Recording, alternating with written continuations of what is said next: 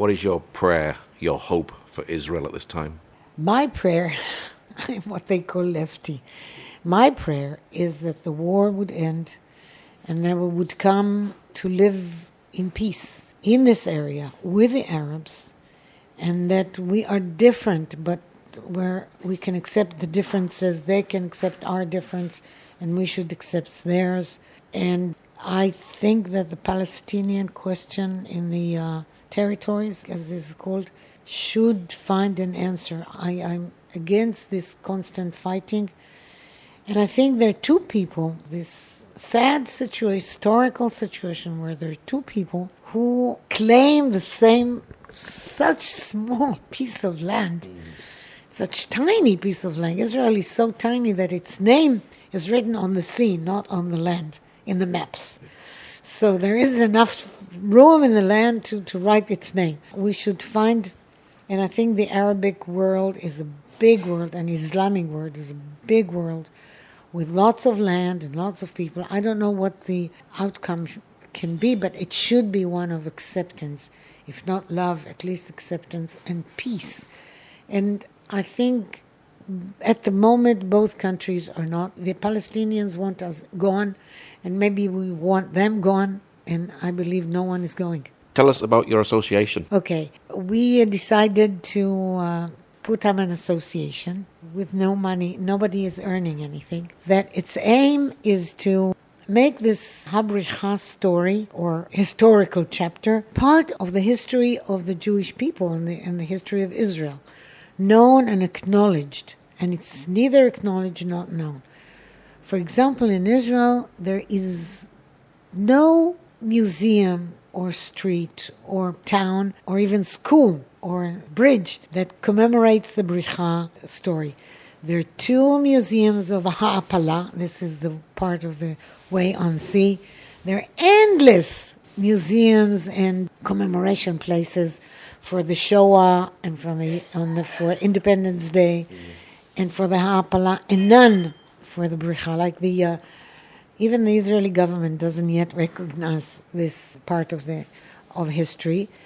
And we want to make it part of history, and we want to make it known, acknowledged, and part of the story. So we have lectures and conferences, and we've put up 3 books, and we have, together with the Keren Kayemet L'Israel, who helped us, they have put up route in the Carmel Mountain in commemoration of the Bricha. It's called the Bricha route, and it has stones telling the story.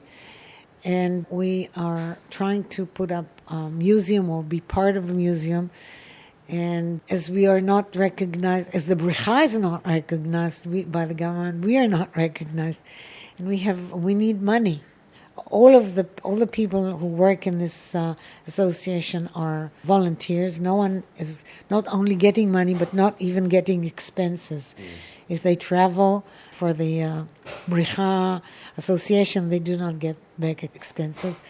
And we would like very much people to donate for us, because we're at the moment working on putting up a museum, a Bricha museum. What has been your experience of meeting British and German Christians who acknowledge the wrongdoing of their forefathers and want to make amends? It's been a really moving experience. I've met a few. I've met Rosie and some of her friends. And it was this meeting and those people. I also met some German people later. Their actions and their words were so moving to me. Like, there's this person, the survivor, who met my father and said, "Now I know that someone wants me to live. I realize, because you're an emissary from Israel, and somebody wants me alive." And I feel that somebody recognizes what has happened to us, and it's a really moving experience for me. Important, even though it doesn't have to be in large scale. It's as it is. It's very moving. Sometimes I'm embarrassed, like people ask me forgiveness. No, there's no need, but it's really nice and it's really moving and important. So in the rise of all this anti-Semitism, does that give you some hope? That's going too far.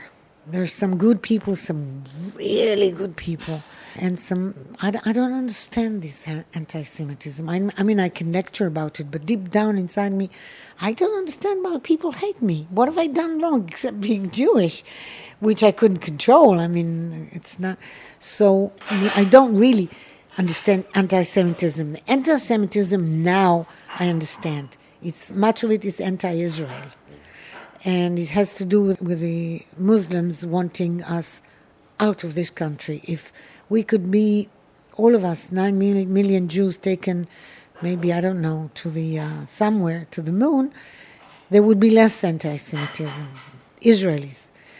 But anti-Semitism proper, I think it's going too far. I think Christians, English or German, who are really clearly wanting to be with us and understand where we come from, I don't see how they can really fight, unless, in their small towns, in their small areas, in their neighborhoods, in their schools. But I'm a little pessimistic about anti-Semitism. Well, Miri, thank you very much for sharing today. Thank you very much for giving me the opportunity to tell the story.